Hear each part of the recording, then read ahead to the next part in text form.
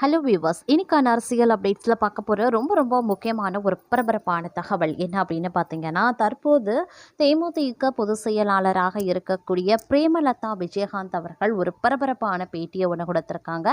அந்த பேட்டியில் சி.வி. சண்முகம் சொல்வது 100% உண்மைதான் அப்படின்ற ஒரு விஷயத்தையும் சொல்லியிருக்காங்க. அப்படி சி.வி. சண்முகம் என்ன சொல்லியிருக்காரு, எந்த விஷயத்தை அவங்க குறிப்பிட்டு இந்த விஷயம் உண்மை அப்படின்னு பிரேமலதா அவர்கள் கூறியிருக்காங்க.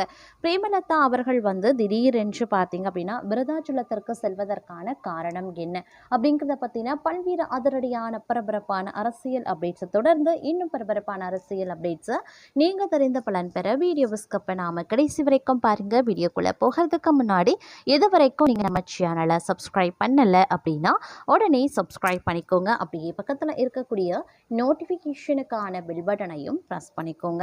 சரி நேயர்களே, வாங்க வீடியோக்குள்ளே போகலாம். நடந்து முடிந்த சட்டமன்ற தேர்தலில் விருதாச்சலம் சட்டமன்ற தொகுதியில் வெற்றி பெற்றதை தொடர்ந்து தொகுதி மக்களுக்கு நன்றி தெரிவிக்கும் விதமாக தேமுதிக பொதுச் செயலாளர் பிரேமலதா விஜயகாந்த் விருதாச்சலம் சென்றிருக்காங்க. அங்கு விருதகரீஸ்வரர் ஆலயத்தில் வழிபாடு நடத்தியிருக்காங்க. தொடர்ந்து செய்தியாளர்களிடம் பேசிய அவங்க, எனக்கு மாபெரும் வெற்றியை தேடி தந்த தொகுதி மக்களுக்கு நெஞ்சார்ந்த நன்றிகளை தெரிவித்துக் கொள்கிறேன். அடுத்த 3 நாட்களுக்கு தொகுதியின் அனைத்து ஒன்றியங்கள் மற்றும் பகுதிகளுக்கு நேரடியாக சென்று மக்களை சந்திக்கவிருக்கிறேன். விருதகிரீஸ்வரர் ஆலயத்தில் பிரேமலதா விஜயகாந்த் சென்று தரிசனம் இருந்ததும் குறிப்பிடத்தக்கது. அது மட்டும் இல்லாமல் சட்டமன்றத்தில் இன்னும் எனது கன்னி பேச்சு தொடங்கவில்லை. முதல் நாள் பேசியது அது வெறும் அறிமுக அமர்வாகவே இருந்தது. துறை சார்ந்த மானிய கோரிக்கைகள் மற்றும் இலக்காக்கள் தொடர்பான விவாதங்கள் வருகின்ற பொழுது விருதாச்சலம் தொகுதிக்கான கோரிக்கைகளை உறுதியாக சட்டசபையில் முன்வைப்பேன். குறிப்பாக எனது தேர்தல் வாக்குறுதியில் அளித்தபடி விருதாச்சலத்தை தனி மாவட்டமாக மாற்றுவதுதான் தனது முதல் கோரிக்கையாகவே இருக்கும். இதனை முதலமைச்சரின் கவனத்திற்கு கொண்டு சென்று நிறைவேற்ற முழு முயற்சிகளை மேற்கொள்வேன்.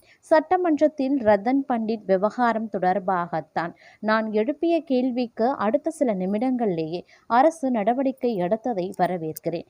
அத்துடன் தமிழக மக்களின் நலனுக்காக அரசு கொண்டு வரும் நல்ல திட்டங்களை தேமுதிக எப்போதுமே ஆதரிக்கும்.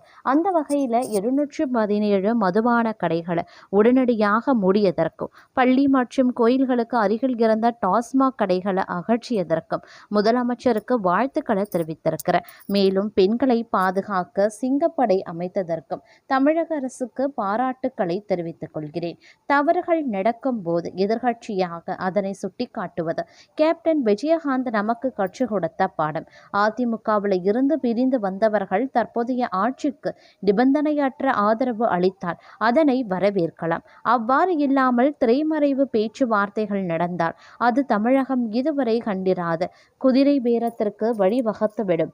இது குறித்து முதலமைச்சர் வெளிப்படையான அறிவிப்பை வெளியிட வேண்டும். இளைஞர்களுக்கு ஒரு தவறான முன் உதாரணத்தை இந்த அரசு ஏற்படுத்திவிடக்கூடாது. மத்திய மாநில அரசுகளின் கீழ் பெட்ரோல் டீசல் சிலிண்டர் விலை உயர்வு மற்றும் மின்சார தட்டுப்பாடு காரணமாக அத்தியாவசிய பொருட்களின் விலை கடுமையாகவே உயர்ந்துள்ளது. இந்த விலைவாசி உயர்வால் நாடு கடுமையான பொருளாதார சீரழிவை நோக்கி சென்று கொண்டிருக்கிறது. தட்டுப்பாடுகள் நீக்கப்படாவிட்டால் மீண்டும் ஒரு லாக்டவுன் போன்றதொரு சூழல் வந்தாலும் ஆச்சரியப்படுவதற்கில்லை. இன்றைய சூழ்நிலையில் அத்தகைய பொருளாதார நெருக்கடியை தாங்கும் வலிமை தமிழக மக்களிடம் இல்லை என்பதால் அரசு உடனடியாக இதில் கவனத்தை செலுத்த வேண்டும். தேர்தல் வாக்குறுதியில் அறிவித்தபடி பெண்களுக்கு உரிமை தொகையாக ரூபாய் 2500 வழங்காமல் ரூபாய் 1000 மட்டும் வழங்கப்பட்டுள்ளது. மீதி தொகையை வழங்க முதலமைச்சர் கால அவகாசம் கேட்டுள்ளார். எதிர்கட்சியாக நாமும் மக்களுக்கு சாதகமாக அதற்குரிய நேரத்தையும் கொடுப்போம். அதற்குள் அவர் கொடுத்த வாக்குறுதியை முழுமையாக நிறைவேற்றுகிறாரா என்பதை பொறுத்திருந்து பார்ப்போம். நாடாளுமன்ற தேர்தலின் போது தேமுதிகவுக்கு 5 மக்களவை தொகுதிகளும் 1 மாநிலங்களவை இடமும் தருவதாக அதிமுக தரப்பில் கையெழுத்திட்டு கொடுக்கப்பட்டது உண்மைதான். இதனை ஏற்கனவே நான் திருவண்ணாமலையில் செய்தியாளர்களிடம் ஆதாரப்பூர்வ அதிகாரப்பூர்வமாக அந்த ஒப்பந்த பத்திரத்தை காண்பித்து விளக்கியிருக்கிறேன். இந்த நிலையில் எம்பி இடங்களை எடப்பாடி பழனிசாமி தர மறுத்தார் என்று CV சண்முகம் கூறியுள்ள குற்றச்சாட்டு 100% உண்மை. ஒப்பந்தம் செய்துவிட்டு பின்னர் யார் யாரோ சொல்வதற்கெல்லாம் நான் பதில் சொல்ல முடியாது என்று எடப்பாடி பழனிசாமி அளித்த பதில் யாருக்குமே உகந்ததாகவே இல்லை. இதையே தான் CV சண்முகமும் சுட்டிக்காட்டியுள்ளார் அப்படின்னு பிரேமலதா அவர்கள் கூறியிருந்ததும் குறிப்பிடக்கூடிய ஒரு விஷயமாகவே பார்க்கப்படுகிறதுங்க. அது மட்டும் இல்லாமல் மற்றொரு புறம் இவ்வாறு பிரேமலதா அவர்கள் ஒரு பேட்டியில் தெரிவித்ததை அடுத்து மற்றொரு புறம் பார்த்தீங்கன்னா அதிமுகவில் நாளுக்கு நாள் உட்கட்சி பூசலும் அதிகார போட்டியும் புதிய உச்சத்தை எட்டி வந்துட்டு இருக்கு. நாடாளுமன்ற மற்றும் சட்டமன்ற தேர்தலுக்கு பிந்தைய அரசியல் சூழல் கட்சியின் தலைமை மீதும் அதன் செயல்பாடுகள் மீதும் ரத்தங்கள் பலரும் கடுமையான அதிருப்தியில் இருப்பதாக தகவல்கள் வெளியாகி வருகின்றன. இந்த சூழ்நிலையில் அதிமுகவில் தற்போதைய ஹாட் டாபிக் பொதுக்குழு விவகாரம் தான். அதிமுகவில் இருக்கக்கூடிய அதிருப்தி எம்எல்ஏக்களும் கட்சியின் சீனியர்கள் பலரும் உடனடியாக பொதுக்குழுவை கூட்ட வேண்டும் அப்படின்னு பொதுச் செயலாளர் எடப்பாடி பழனிசாமிக்கு தொடர்ந்து அழுத்தம் கொடுத்து வருகின்றனர்.